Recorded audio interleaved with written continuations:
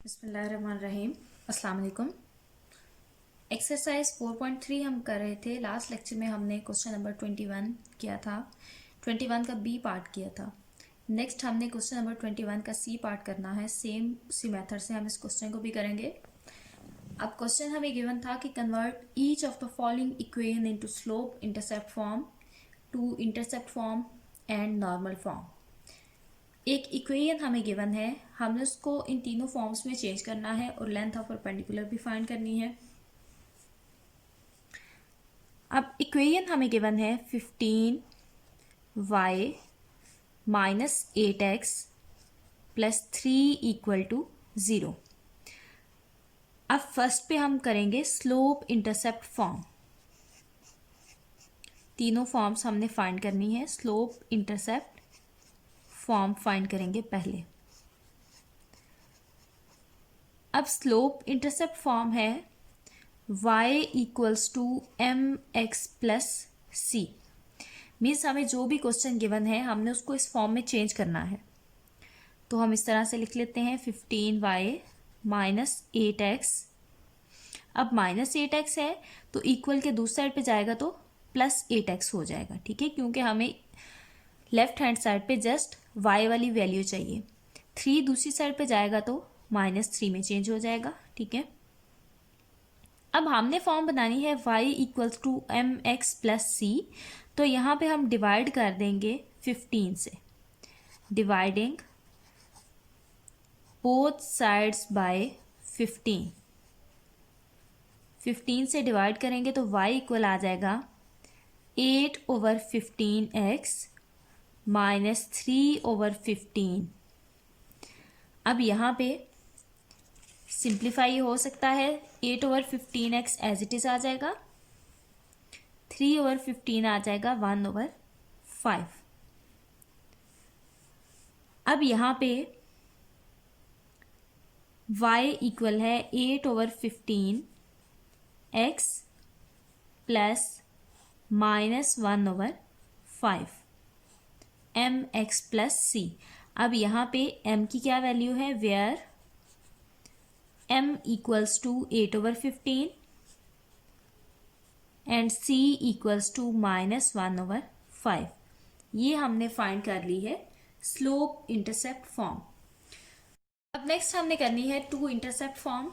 अब two intercept form होती है x/a plus y/b equal to 1 और इक्वेशन हमें गिवन है 15y minus 8x plus 3 equal to 0।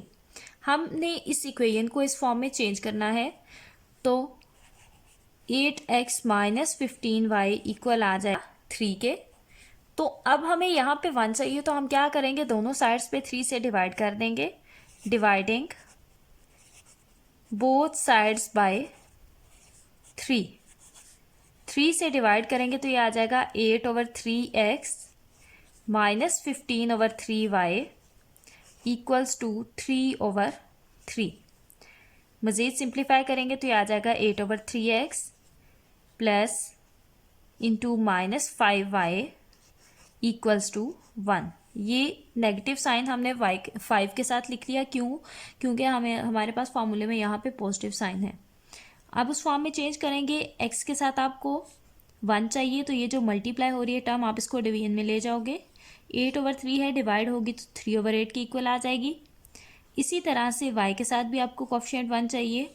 -5 multiply हो रहा है तो डिवाइड होगा, तो ये आ जाएगा -1/5 इक्वल्स टू 1।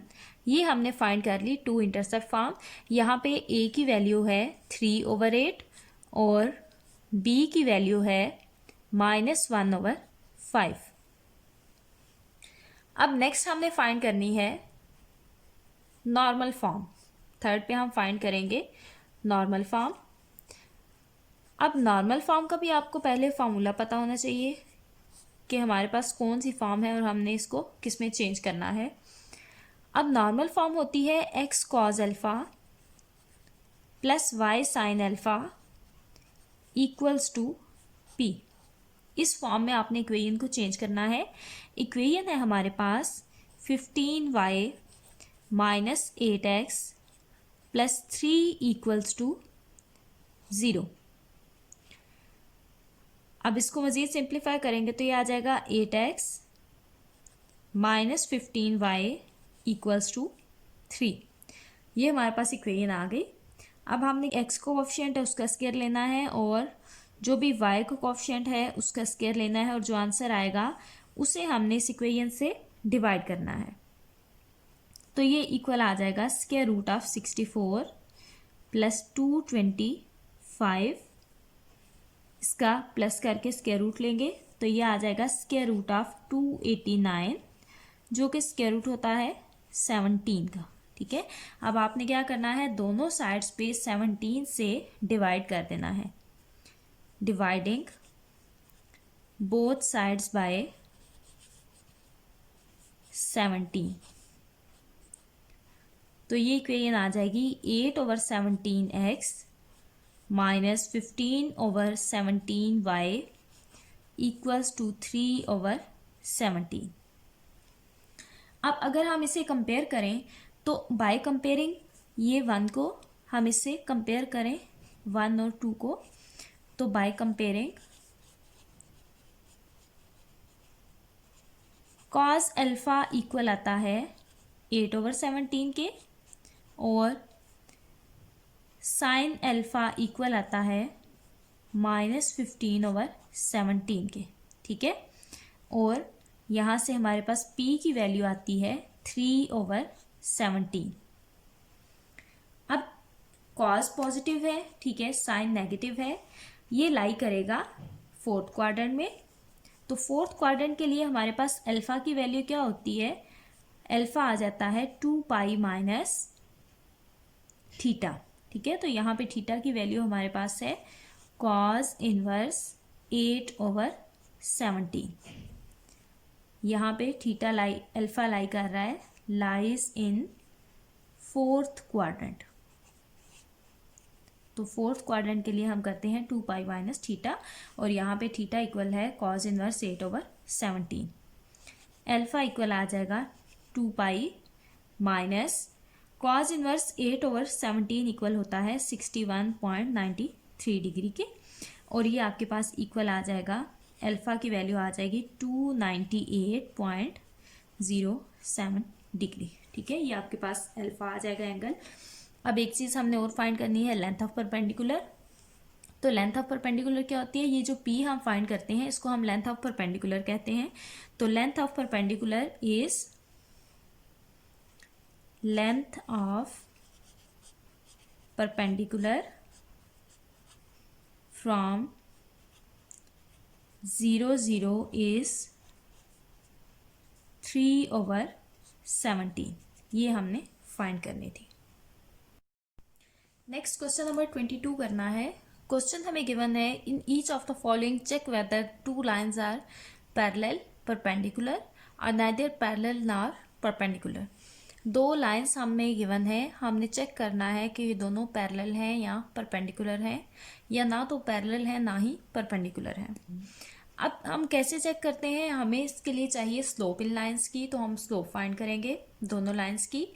अगर स्लोप इक्वल हो तो लाइन्स पैरेलल होती हैं, और अगर स्लोप को मल्टीप्लाई करने से -1 के इक्वल आंसर आए तो स्लोप्स होती हैं परपेंडिकुलर। तो पहले हम स्लोप फाइंड करेंगे। फर्स्ट लाइन है 2x plus y minus 3 equal to 0। अब यहाँ से हमने स्लोप फाइंड करनी है। स्लोप फाइंड करने क्या फार्मूला है, स्लोप इक्वल होती है, m से हम डिनोट करते हैं -a/b के। अब a क्या है, x के साथ जो कोफिशिएंट होता है उसको a कहते हैं, y के साथ जो कोफिशिएंट होता है उसको हम b कहते हैं, और ये हमारे पास कांस्टेंट c है। तो यहाँ से हमारे पास 2 लाइन्स हैं, तो एक को हम m1 कह लेंगे और दूसरे को m2। अब यहाँ से a इक्वल आएगा 2 के और b इक्वल आएगा 1 के, तो यहाँ से स्लोप m1 इक्वल आ जाएगी -a/b, मीन्स आ गई m1 की वैल्यू आ गई -2। अब हमने दूसरी लाइन की स्लोप फाइंड करनी है। दूसरी लाइन है 4x plus 2y plus 5 equal to 0। अब यहाँ पे भी यही फार्मूला हमने यूज़ करना है। a की वैल्यू 4 है, b की वैल्यू 2 है, तो स्लोप दूसरी लाइन के तो हम इसको m2 लिख लेंगे माइनस a ओवर b। तो यहाँ से m2 इक्वल आ जाएगा -2 के। ठीक है, अब देखें फर्स्ट स्लोप भी -2 है, सेकेंड स्लोप भी -2 है, m1 इक्वल है m2 के। So lines are parallel. अगर स्लोप इक्वल हो तो लाइन्स पैरेलल होती हैं। अब नेक्स्ट हमने इसी क्वेश्चन का सी पार्ट करना है। ठीक है, सी पार्ट करना है, बी नहीं करना, क्योंकि हम स्मार्ट सिलेबस के लिहाज से क्वेश्चंस कर रहे हैं, तो बी हमने नहीं करना, सी करेंगे। सी गिवन है 4y plus 2x minus 1 equal to 0 and x minus 2y minus 7 equal to 0। ये हमें लाइंस गिवन है दो, इनकी हमने स्लोप चेक करनी है। अब सेम वही फार्मूला हमने यूज़ करना है। अब इस लाइन में अगर देखें तो a की वैल्यू 4 है, b की वैल्यू 2 है, और स्लोप हमारे पास इक्वल होगी माइनस a ओवर b के। तो m1 इक्वल आ जाएगा -4 ओवर 2, m1 इक्वल आ जाएगा -2 के। अब सेकेंड लाइन को अगर हम देखें तो यहाँ पे a की वैल्यू 1 है और b की वैल्यू -2 है। स्लोप m2 इक्वल है -a ओवर b। स्लोप का सेम ही फार्मूला है, ये हमने डिफ्रेंशिएट करने के लिए इसको m1 लिखा और इसको m2 लिखा। m2 इक्वल आ गया -1 ओवर -2 इक्वल्स टू 1 ओवर 2। अब हम इन दोनों स्लोप्स को मल्टीप्लाई करेंगे, क्योंकि ये इक्वल तो आ नहीं रही, तो हमारे पास सेकंड कंडीशन क्या है, हम मल्टीप्लाई करके देख लें कि -1 के इक्वल आ रही है वैल्यू या नहीं। तो हम m1 m2 को मल्टीप्लाई करेंगे, m1 m2 इक्वल आएगा -2 मल्टीप्लाई बाय 1/2, ये 2 कैंसिल, तो m1 m2 इक्वल आ गया -1 के। अब इसका क्या मतलब है, as m1 m2 equals to -1, so lines are perpendicular. दोनों लाइन्स परपेंडिकुलर हैं।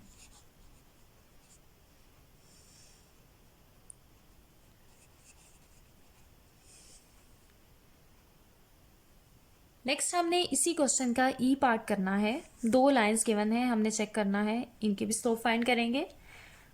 तो स्लोप हमारे पास यहाँ पे a की वैल्यू है 12, b की वैल्यू है 35, और स्लोप हमारे पास इक्वल होती है -a ओवर b। इसी तरह से हम सेकेंड लाइन चेक करते हैं। स्लोप a इक्वल है 105 और b इक्वल है -36, तो स्लोप इक्वल आ गई -a over b। Negative sign cancel हो जाएगा, तो ये इक्वल आ जाएगी 105 ओवर 36। अब ये दोनों इक्वल नहीं है, इसका मतलब है पैरेलल तो ये है नहीं। हम परपेंडिकुलर के लिए चेक करेंगे, m1 m2 दोनों स्लोप्स को मल्टीप्लाई करेंगे, -12 ओवर 35 मल्टीप्लाई होगा 105 ओवर 36। सिंप्लीफाई करेंगे, ये कैंसिल हो जाएगा, 12 3 ज़ा 36 एंड 35 को 3 से मल्टीप्लाई करें तो 105। तो ये इक्वल आ जाता है -3 ओवर 3 इक्वल होता है -1 के। दोनों स्लोप को मल्टीप्लाई किया, आंसर -1 आ गया। So lines are perpendicular. आज के लेक्चर में जस्ट इतने ही क्वेश्चंस करने हैं। अगर आपको किसी क्वेश्चन में कोई कन्फ्यूजन हो तो आप कमेंट्स में पूछ सकते हैं। वीडियो लाइक करें, चैनल को सब्सक्राइब करें और शेयर करें अपने दोस्तों के साथ, ताकि आपकी तरह वो भी लेक्चर से फ़ायदा उठा सकें। अपना ख्याल रखिएगा, दुआ में याद रखिएगा। अल्लाह हाफ़िज़।